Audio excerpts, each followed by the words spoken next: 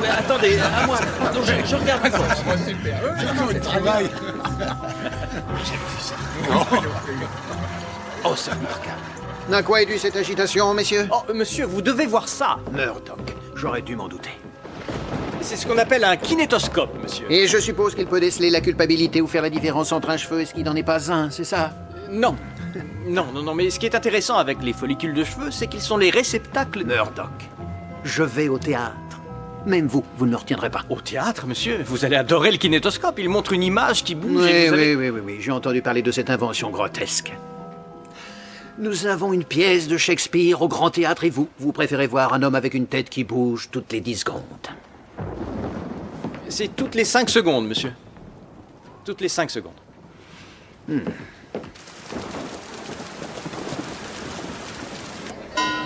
Veuillez entrer dans la salle, s'il vous plaît. Veuillez entrer dans la salle. S'il vous plaît, gagnez vos places.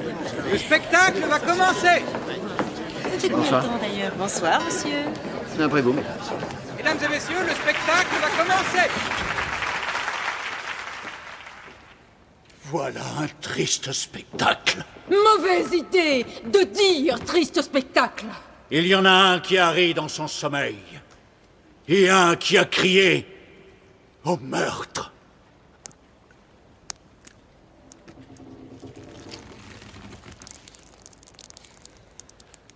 Au meurtre.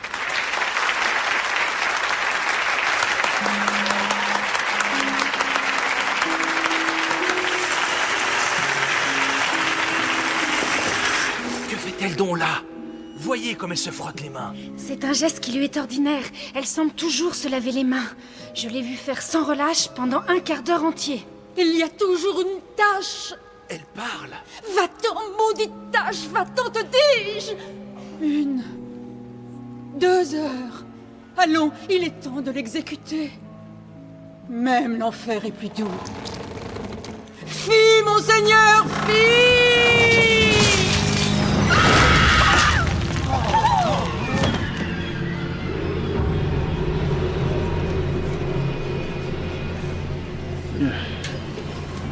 Que personne ne bouge! Il a dû faire une entrée remarquée. La salle a sursauté. Les ignares ont cru que ça faisait partie de la pièce. De quelle pièce s'agit-il? L'écossaise. L'écossaise? Je croyais que c'était Macbeth. Murdoch, on ne dit pas le véritable nom dans un théâtre. Ça pourrait porter malheur.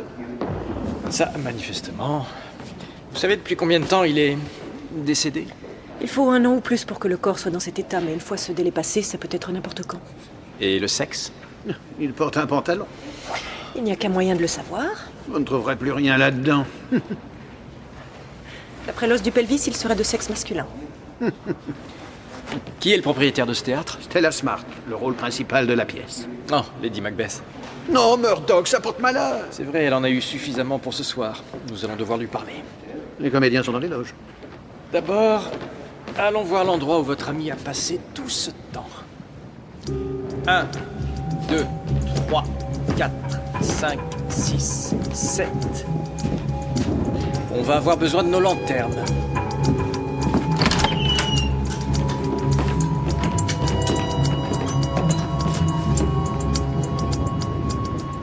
J'espère que vous n'avez pas le vertige, monsieur.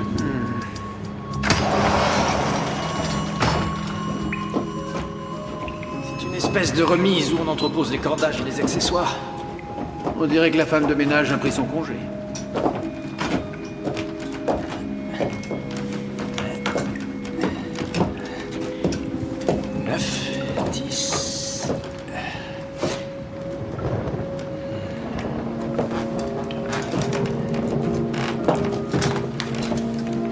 Ce toit fuit déjà depuis pas mal de temps.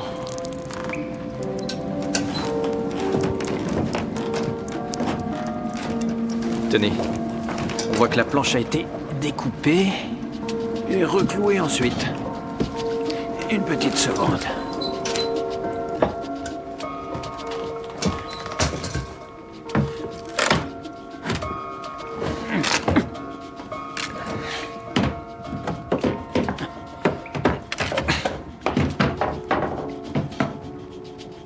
Qu'est-ce que c'est?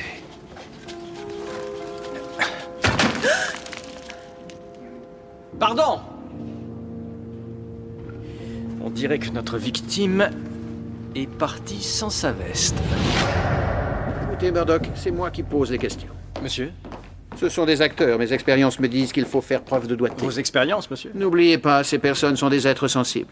Hélène, grosse vache ingrate, ne l'appelle pas comme ça. De toute façon, elle a été très mauvaise. Oui, quelle sensibilité. Ce serait une première. Oui? Police de Toronto, nous avons quelques questions à vous poser. Entrez.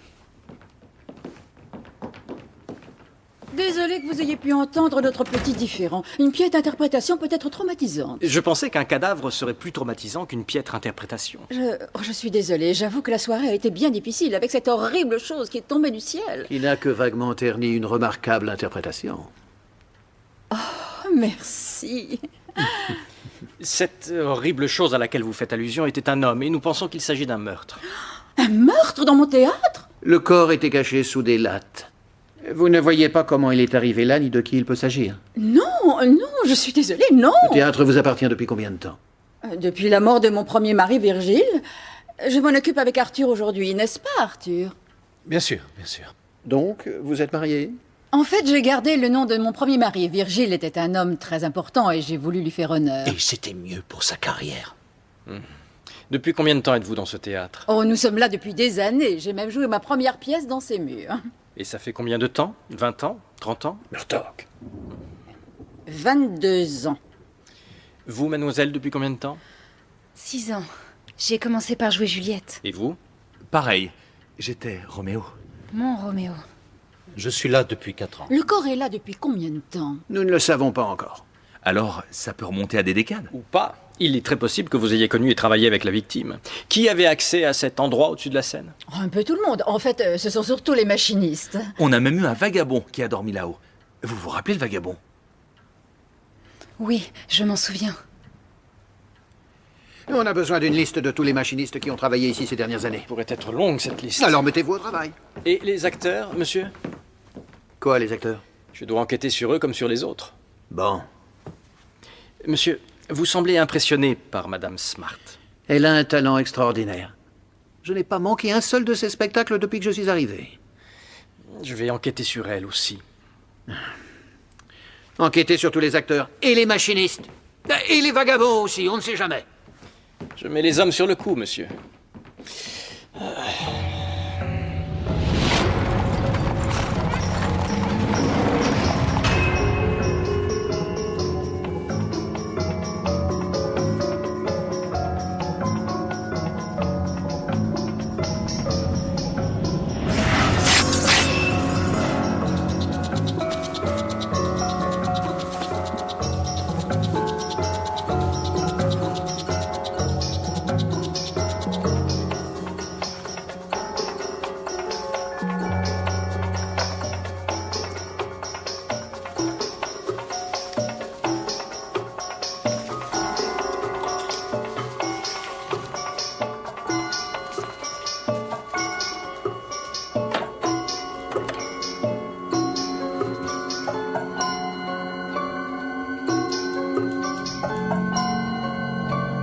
Un indice? Pardon, monsieur. C'est possible. On dirait le titre d'un article de journal, ou ce qu'il en reste. Monsieur, je peux vous poser une question? Naturellement. Ce Shakespeare, avec les copains, on a lu tous ses bouquins, pour l'enquête, bien sûr. Et ça nous a tous laissés perplexes. Alors, le langage est archaïque, mais c'est une partie de la qualité de Shakespeare, George. C'est la partie compliquée, j'espère. C'est plutôt une façon d'ouvrir votre esprit au message du monde. Ah, c'est pour ouvrir son esprit? La question la plus pressante, c'est quel est le message de ce titre? Ça, c'est un S, manifestement. Oui. Ça pourrait être un T? Non, S et C, on est d'accord, donc ça ne peut être qu'une voyelle. K. Malade. C'est K, c'est encore. Oui, C. C'est compliqué, la phrase est compliquée. Vous savez que ça pourrait faire un jeu fabuleux? Concentrez-vous, Georges. Écrivons ce dont nous sommes sûrs. Si c'est cassé, c'est dans l'orange. Non. On s'approche, on s'approche. il me faudrait d'autres journaux, Georges.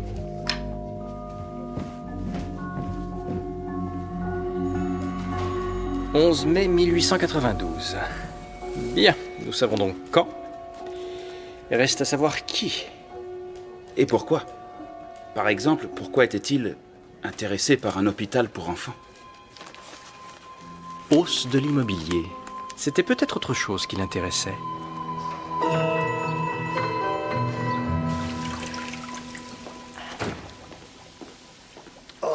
Hélas, pauvre Yorick. Je le connaissais, Horatio. Un peu d'humour de morgue. Ah oui, très amusant. Tenez, mettez un peu de baume sur votre lèvre supérieure, ça masquera l'odeur. Et qu'est-ce que Yorick a à dire pour nous aider? Pas mal de choses, finalement. Il y a des traces d'arthrite. Âge, environ 40 ans. Vous n'avez rien remarqué d'anormal sur le haut de son torse? Bravo, William. Il y a une encoche dans une des côtes. Une idée de l'arme? Une dague, peut-être? Quelque chose avec un bout émoussé. Quel que soit l'objet, il s'est glissé au milieu des côtes et a pénétré jusqu'au cœur. Vous avez trouvé quelque chose qui pourrait permettre de l'identifier? Je pense, oui. Un dentier. En ivoire.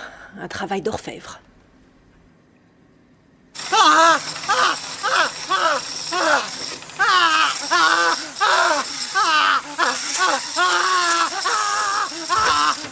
Docteur Murphy?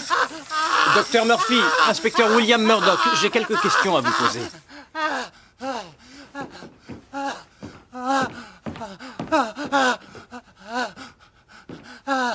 Il faut qu'on fasse vite, inspecteur. Si on les laisse trop longtemps, ils partent en courant. Je comprends leur pulsion. Est-ce que vous reconnaissez ceci? Oui, bien sûr. Un artiste n'oublie jamais son œuvre. N'oubliez pas, Murdoch, c'est une femme très... Sensible, monsieur? C'est ça, et c'est moi qui pose les questions. Vous avez du nouveau à propos d'hier soir? Pour ne rien vous cacher, oui. Nous pensons que la victime est morte aux environs du 11 mai 1892. Est-ce que cette date vous évoque quelque chose? Mai 92. Nous interprétions la pièce écossaise et j'avais le rôle-titre. Les critiques ont été excellentes. Oh, vous êtes trop gentil. J'aurais pensé qu'un détail plus important allait vous venir en mémoire. Je ne vois pas. Madame Smart, c'est la date de la mort de votre premier mari. Oh, mon Dieu. Oh, mon Dieu, vous avez raison, Virgile. Oh, je l'avais complètement oublié. Mais qu'est-ce que Virgile a à voir là-dedans? En fait, le corps qui est tombé sur la scène était... Virgile? Oh. Stella. Stella, ça va? Mais cette chose ne peut pas être Virgile. J'étais à son enterrement, je l'ai vu être mis dans la tombe. Mais vous n'avez jamais bien regardé le corps? Non, en fait, jamais. Pas même pendant la veillée? Non, je ne pouvais pas supporter de le voir, alors j'ai demandé qu'on ferme le cercueil. Chérie. Madame Smart, vous ne voyez pas pourquoi quelqu'un aurait voulu faire disparaître votre défunt mari? Non, personne. On a découvert une coupure de presse dans ses vêtements. C'était un article sur le développement immobilier dans le centre-ville de Toronto. L'accroissement des constructions, l'augmentation des valeurs des bâtiments. J'avoue que je ne vois pas trop le rapport. Votre théâtre est dans ce secteur. Et alors sa valeur a dû considérablement augmenter. Qu'est-ce que vous insinuez? Il est possible que votre défunt mari ait voulu vendre. Oh. Ça pourrait expliquer certaines choses, Stella. Quel genre de choses? Eh bien, il y a eu des gens plutôt bizarres qui ont cherché à rencontrer Virgile. Ils étaient peut-être intéressés par le théâtre. Nous ne sommes pas très fiers de l'avouer, mais le théâtre avait certaines difficultés financières à l'époque. Certaines personnes préfèrent voir de vulgaires spectacles de variété plutôt que d'admirer du théâtre authentique. Quelqu'un était peut-être au courant de notre situation et il aurait engagé des malfrats pour forcer Virgile à vendre. Non, pauvre Virgile. Nous allons voir ça de plus près, n'est-ce pas, inspecteur? Oui, monsieur. Inspecteur, si c'est le corps de mon pauvre Virgile qui est tombé des cintres, alors quel homme j'ai enterré?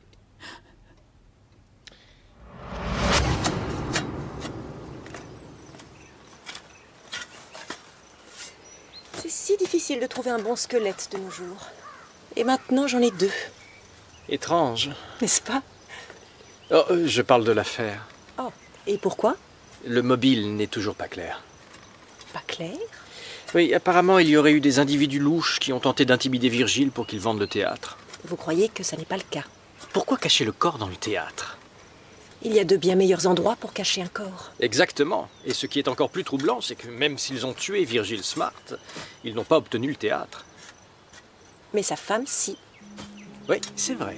En effet.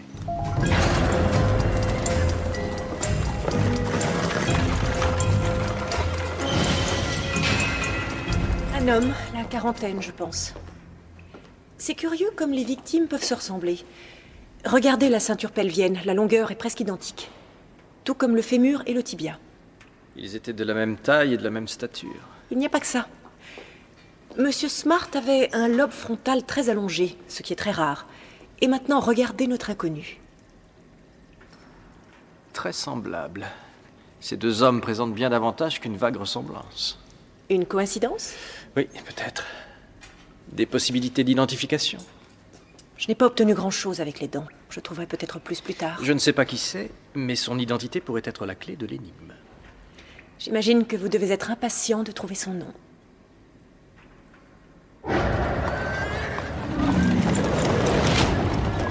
Un corps avec des caractéristiques très voisines de celles de Virgile Smart. Oui, oui, je ne suis pas stupide, Murdoch.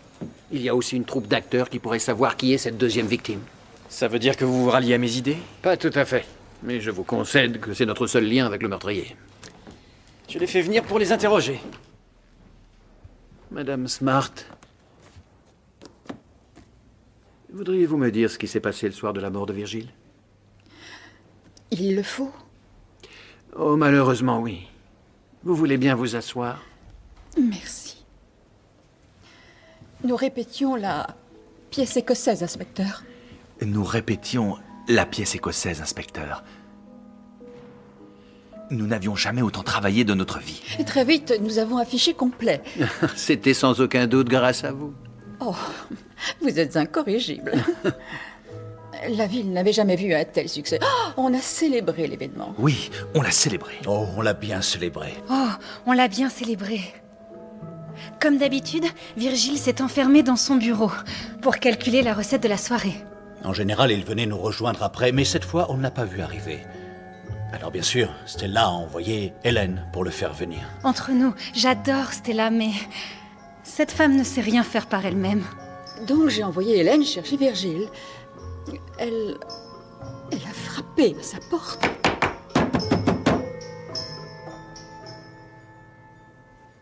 Aucune réponse. Nous sommes devenus inquiets et notre jour de gloire s'est transformé en désastre. Et s'il était malade, s'il était évanoui, il fallait entrer à l'intérieur. Heureusement, il y avait un policier, juste à côté. Et vous vous souvenez du nom de ce policier? Il s'appelait Morrison. Il s'appelait Morrison. Morrison, il me semble. La porte a volé en éclats. On a vu Virgile, Effondré sur son bureau. la tête sur le côté. Il ne bougeait pas d'un muscle. Hélène est allée chercher le médecin le plus proche. Et ce médecin, il avait un nom? Oui, je m'en souviens, c'est le docteur Watkins. Watkins. Watkins. Le docteur Watkins. Les nouvelles que Watkins nous donna étaient tragiques. Virgile était mort. D'une attaque cardiaque. Nous étions tous bouleversés, bien sûr, mais nous devions rester forts. Pour Stella. Je ne pouvais pas regarder Virgile, mon époux bien-aimé. Je sais que c'est extrêmement pénible pour vous, madame, mais nous devons faire tout ceci en souvenir de Virgile. Vous savez, je ne suis qu'une faible femme. Vous l'aimiez beaucoup. Comme dirait Juliette, notre amour était aussi profond et infini que les océans.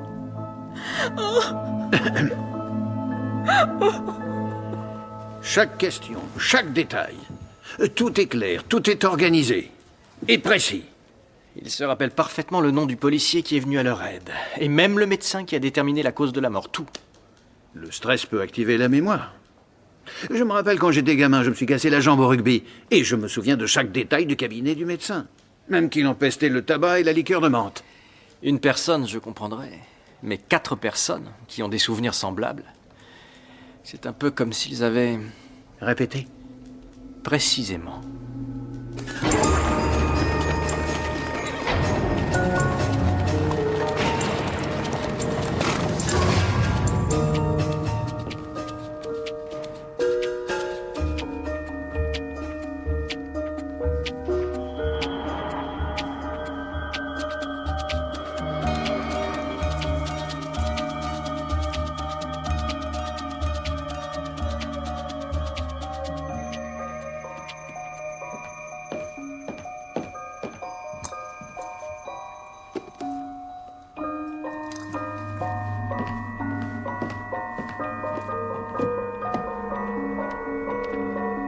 Filet de couleuvre de marais dans le chaudron, bouilli et cuit. On dirait une recette de ma mère. C'est fou. Georges, Monsieur il faut me trouver un policier dénommé Morrison. Morrison.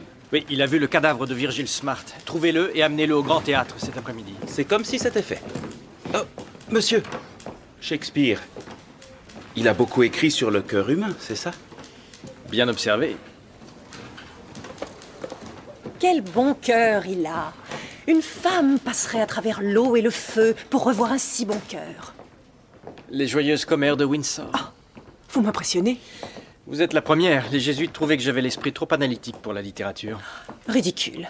J'ai appris que vous cherchiez le docteur Watkins. En effet, vous le connaissez? Malheureusement, il est mort, mais sa réputation lui survit. Sa réputation? Le docteur Watkins avait le génie du faux diagnostic. Il a affirmé que Virgile Smart était mort d'une attaque cardiaque dans son bureau. Même lui n'aurait pas confondu une attaque cardiaque avec une mort par arme blanche. Sauf si ce n'était pas Monsieur Smart dans ce bureau. Notre cadavre inconnu. Exactement. Ça corroborait ma découverte. L'os hyoïde a été écrasé. Donc notre victime inconnue a été étranglée. Oui, et le docteur Watkins aurait pris ça pour une attaque cardiaque. Donc si, comme vous le soupçonnez, les deux corps ont été intervertis, alors... Raison de plus pour trouver son identité. Je crois avoir un moyen. Oh, voyons un peu... Ah. De l'argile. Est-ce vraiment le moment pour l'artisanat d'art? Non, pour lui. Pour lui? Quoi? William Heath, un anatomiste allemand qui a recréé le visage de Bach en déterminant l'épaisseur moyenne des tissus sur chaque os. J'ai pensé que vous pourriez... Recréer le visage de cet homme? Remarquable.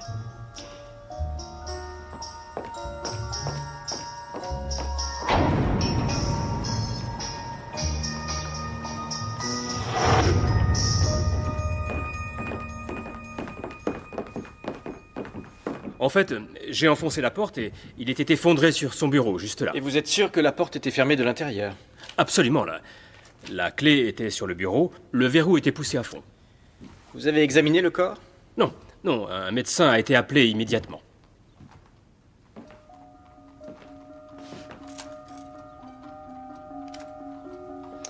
Troisième étage, aucun escalier de secours. Que cherchez-vous, monsieur? La victime a été étranglée. J'ai du mal à croire qu'elle se soit étranglée elle-même. Mais il n'y avait personne ici. Et comme vous le constatez, il n'y a pas d'endroit où se cacher.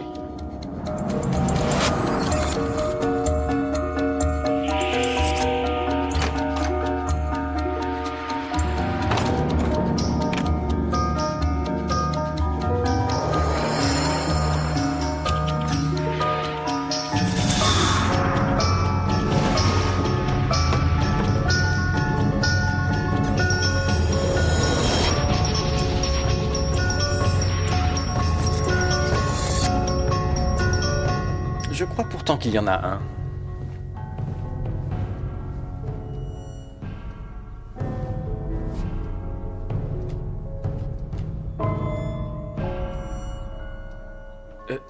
Monsieur, si vous permettez.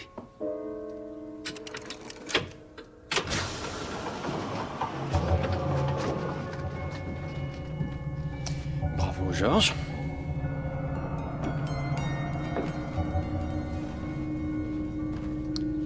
Qu'est-ce que c'est? Un nid d'amour?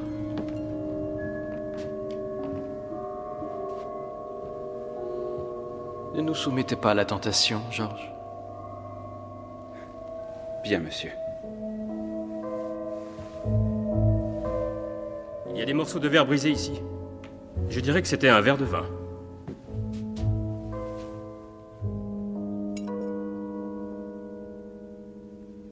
Monsieur. Des taches de sang, je pense. Chers amis, je pense que nous venons de découvrir la véritable scène de crime. Alors, ce vieux théâtre finit par révéler ses secrets, n'est-ce pas? Et celui de Virgile. Il devait utiliser cette pièce pour ses rendez-vous galants. Il a été frappé ici? Nous avons relevé des empreintes digitales sur 3 verres de vin, 2 sur la table et un qui a été projeté contre le mur ici. Querelle d'amoureux? Mari jaloux? Nous avons aussi trouvé un coupe-papier qui semble avoir été soigneusement essuyé, sans doute pour effacer le sang et les empreintes. C'est bien décevant. Ça peut conduire à une arrestation. Non, non, non, non, non, je parle de ce monde, de ce théâtre. Il y a d'autres théâtres. Non, pas comme celui-ci. Une vraie scène qui donne la parole aux poètes. De nos jours, on ne voit que des pirates chantants et de pauvres hypnotiseurs. Tous les arts connaissent une évolution. Une évolution? Se tenir sur une scène et réciter ces mots n'est autre qu'un privilège, Murdoch. Que vous semblez avoir connu. Oui, je suis monté sur scène juste une fois, un théâtre amateur. J'ai été terrifié toute la pièce. Et quand le rideau est tombé, je n'ai eu qu'une envie, c'est de recommencer. Quel rôle avez-vous joué? Le deuxième paysan. Hamlet. Un de mes préférés, monsieur. Vous avez envisagé de continuer? À une époque, c'était possible. Et puis, je me suis engagé, j'ai connu une femme, j'ai eu les barons. Les barons? Mes enfants. Pas de regret. Si nous fermons ce théâtre, je mettrai un autre clou sur le cercueil du chantre d'Avon. Cet homme a survécu pendant plus de 300 ans, monsieur. Quelque chose me dit qu'il ne disparaîtra pas. Continuez, Murdoch.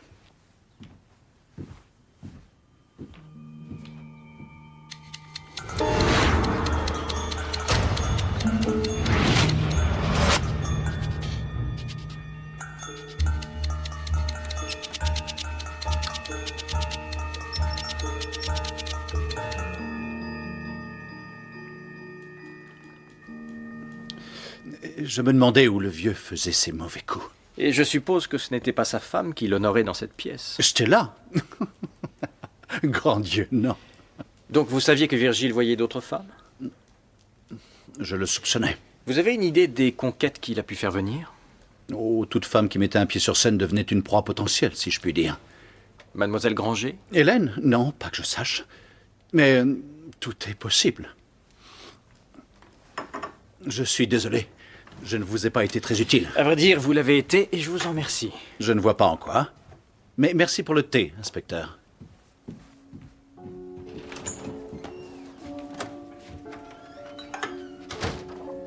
Non, c'est moi qui vous remercie.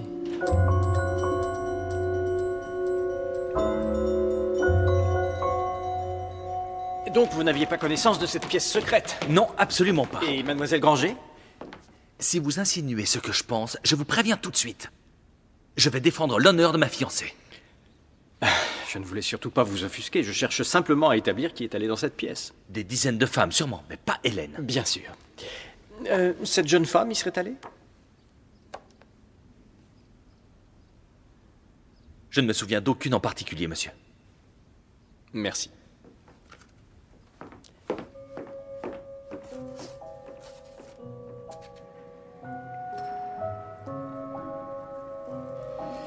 Mademoiselle Granger, est-ce que Virgile vous a entraîné un jour dans cette pièce?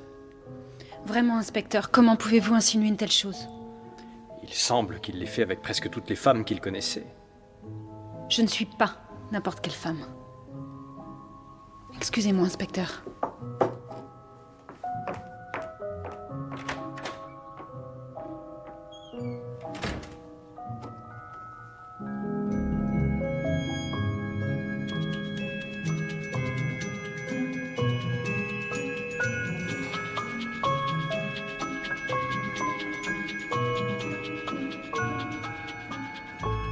Virgile et moi, nous n'avions aucun secret. Mais il y a une pièce secrète, et elle présente un décor des plus suggestifs. Inspecteur, vous avez montré toutes les qualités et la délicatesse d'un gentleman. Jusqu'à cette seconde. Je vous prie de m'excuser, madame. Et d'ailleurs, je ne vois pas pourquoi Virgile aurait vu d'autres femmes. Sur ce, excusez-moi, je vais être en retard pour ma matinée. Est-ce que je pourrais abuser une fois encore de votre gentillesse? Ça m'étonnerait beaucoup. Pas même pour un autographe? pour un admirateur. Oui, bien sûr, d'accord.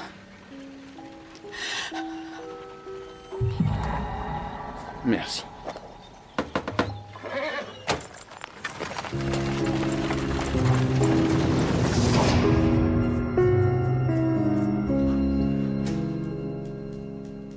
Alors?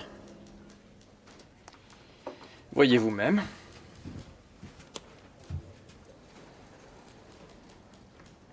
Ça veut juste dire qu'à un moment ou à un autre, elle est allée dans cette pièce. Et pour je ne sais quelle raison, elle a été assez en colère pour jeter un verre de vin. Comme dirait le poète, Murdoch, d'horribles murmures ont été proférés. Inspecteur, Docteur? j'ai votre tête. Oh. Et Voyez vous-même.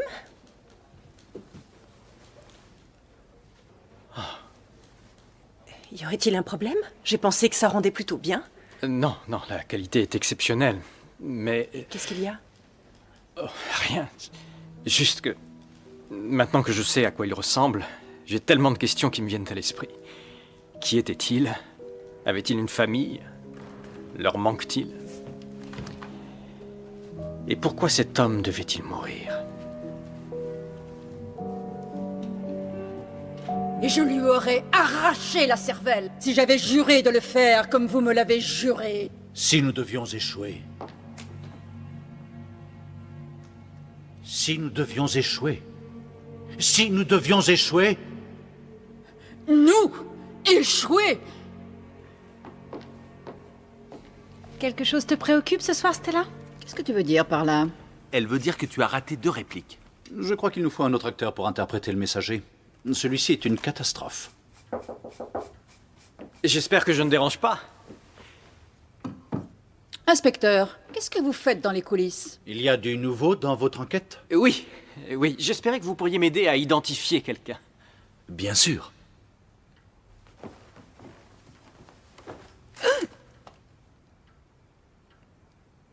Vous le reconnaissez? C'est Eddie. Oui, c'est Eddie. Eddie Green. Green. Bien. Je vous l'avoue, je suis soulagé que vous l'ayez reconnu. Pourquoi donc, inspecteur?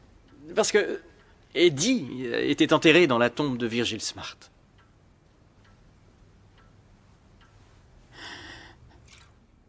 Eddie Green. Il a eu un petit rôle dans Othello. Il n'a toujours eu que des petits rôles. Il manquait cruellement de talent. Je ne sais pas pourquoi Virgile l'a gardé aussi longtemps. Aussi longtemps? En fait, quelques jours avant que Virgile ne meure, Eddie a été chassé. Il semblait fou de rage d'avoir été renvoyé. Et quand M. Green a disparu, personne ne s'est inquiété de savoir où il était allé. Oh, nous avons tous pensé qu'il était parti chercher gloire et fortune ailleurs.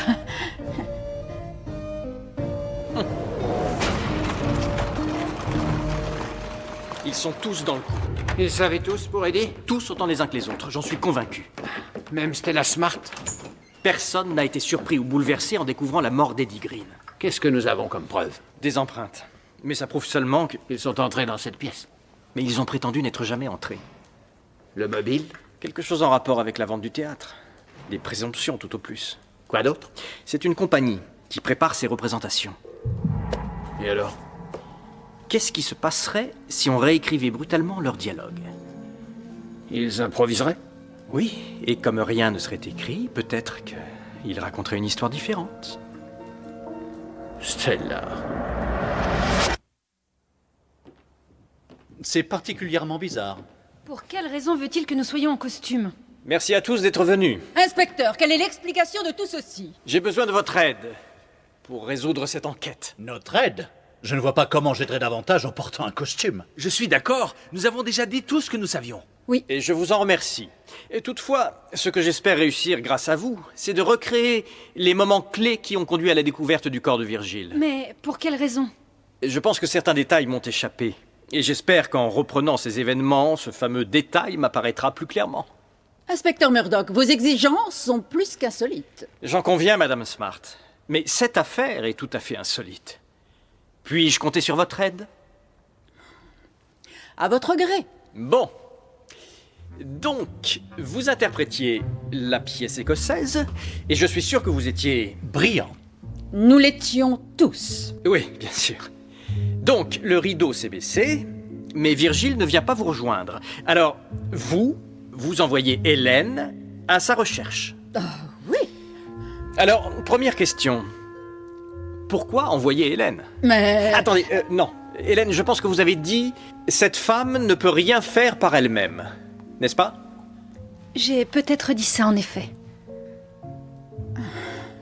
Bien. Voilà déjà une réponse à une question. Allez-y. Virgile. Virgile? Ça suffit. Vous n'avez pas eu de réponse. Exact. À quoi avez-vous pensé? Comment avez-vous réagi? Eh bien, j'ai été inquiet pour Virgile. Bien sûr, bien sûr. Et monsieur Wellesley, où étiez-vous? J'étais en coulisses. C'est exact. Qu'avez-vous fait ensuite, monsieur Martin? Je suis allé chercher l'officier de police pour qu'il m'aide à enfoncer la porte. Bien, donc inquiet pour la vie de Virgile, vous décidez de ne pas chercher l'aide d'un machiniste ou d'Arthur, mais vous préférez tenter votre chance en courant chercher un policier. Oui. Ça ne correspond pas à votre tempérament, mais nous allons nous en contenter. Vous trouvez l'officier de police, Morrison. Monsieur. Ah, vous vous souvenez tous de lui? Bon, l'officier de police Morrison n'est pas un acteur, mais je suis sûr qu'il se montrera naturel. Il nous sera d'une aide précieuse. Officier de police Morrison, qu'avez-vous fait? En fait, j'ai essayé d'ouvrir, mais c'était verrouillé. Alors je l'ai enfoncé d'un coup d'épaule, comme ça. La porte n'était pas épaisse. Dommage que vous n'ayez pas tenté votre chance. Enfin bref, que s'est-il passé ensuite? Nous avons suivi l'officier de police. Vous avez... Allons-y.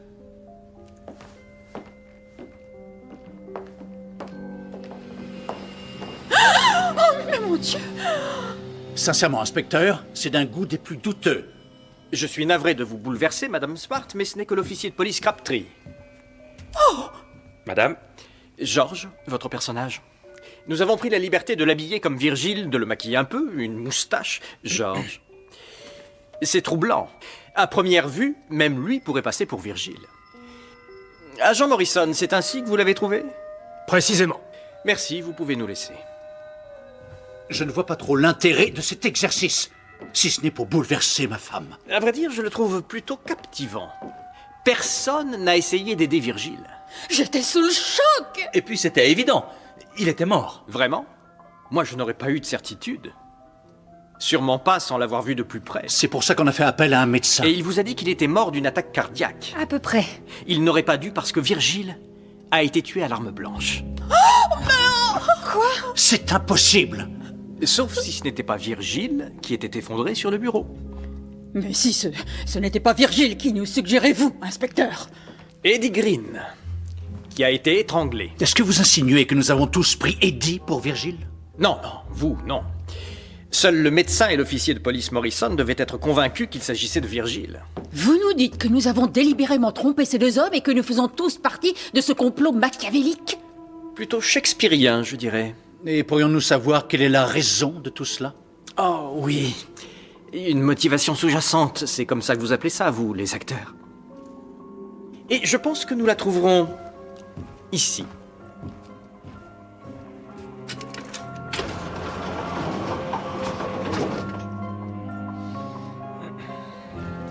Vous connaissez les autres membres de notre troupe. L'inspecteur Brackenridge joue Virgile. Et dans le rôle de l'objet de toute son affection, le docteur Julia Ogden. Je suis absolument ravie, Madame Smart. J'en ai assez vu. Le spectacle de feu votre mari dans cette pièce ne peut pas vous avoir étonné. Vous étiez déjà venu auparavant.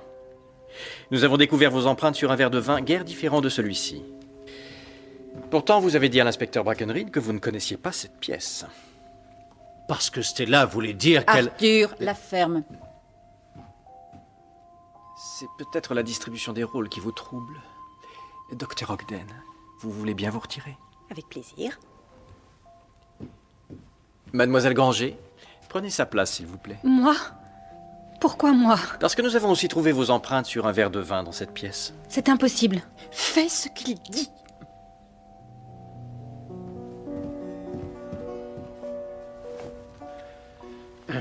C'est mieux. Inspecteur, si vous pouviez vous rapprocher de Mademoiselle Granger comme si vous étiez en train de la séduire. Oui, bien... Maintenant, Madame Smart, si vous voulez bien m'aider, en entrant silencieusement dans la pièce, comme si vous soupçonniez votre mari d'infidélité et souhaitiez le surprendre en flagrante delicto.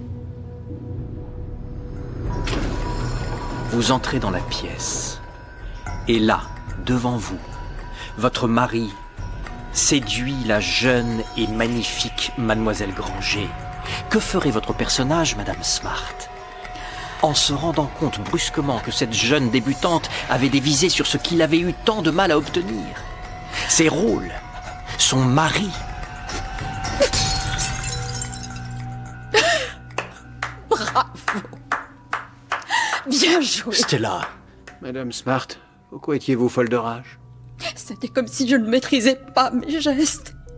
Et j'ai compris Lady Macbeth comme jamais auparavant. Je ne me rappelle même pas lui avoir enfoncé le coupe-papier dans le corps. Permets-moi d'insister, mais arrête immédiatement. Un visage faux doit masquer ce que c'est un cœur faux. Oh. Remarquable. Je voulais aller me rendre, mais les autres m'ont convaincu d'y renoncer. Elle ne sait pas ce qu'elle raconte. Pourquoi les autres vous ont-ils convaincu de ne pas lui dire la vérité? Oh, on aurait perdu le théâtre. Ce n'est pas une raison pour tuer un homme, voyons. Je ne m'attends pas à ce que vous compreniez, inspecteur. Vous n'êtes pas acteur, mais sans un théâtre, nous ne sommes rien. Alors vous avez imaginé ce plan? Non, nous tous. Nous avons imaginé ce plan. Ce n'est pas vrai. Nous, on n'a rien fait. Ce plan incluait-il Eddie Green? Pauvre Eddie. Il s'accrochait désespérément. Il ne voulait pas s'éloigner des projecteurs et Arthur l'a étranglé. Stella, pour l'amour je t'en du ciel. prie, pauvre bouffon! C'est donc à ce moment-là que son corps a été échangé avec celui de Virgile. Oui, oui. Donc Arthur a fermé la porte du bureau et il est resté dans la pièce secrète avec le cadavre de Virgile pendant que l'officier de police Morrison se trouvait dans le bureau. C'est pour ça qu'il ne pouvait pas aider David à enfoncer la porte. Crabtree, Morrison, emmenez ces acteurs au poste de police.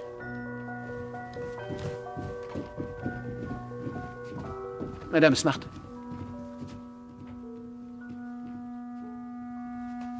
Je suis désolé, mais vous comprenez que je n'ai pas le choix. Bien sûr. Vous étiez et resterez éternellement remarquable. Merci. Mais cette diabolique pièce porte réellement malheur.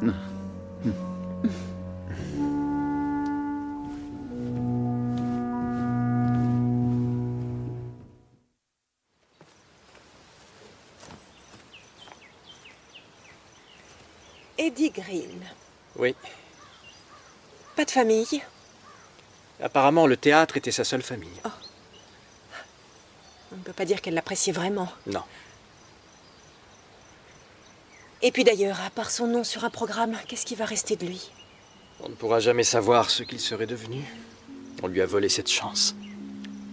Je m'étonne qu'il ne soit pas enterré dans la fosse commune sans avoir de famille qui a payé pour la pierre tombale.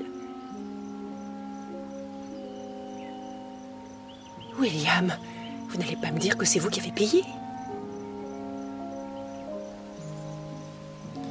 La vie n'est qu'un fantôme errant, un pauvre comédien qui se pavane et s'agite durant son heure sur la scène et qu'ensuite on n'entend plus. C'est une histoire dite par un idiot, pleine de fracas et de furie, et qui ne signifie rien. Macbeth. Heureusement pour nous, nos âmes sont éternelles.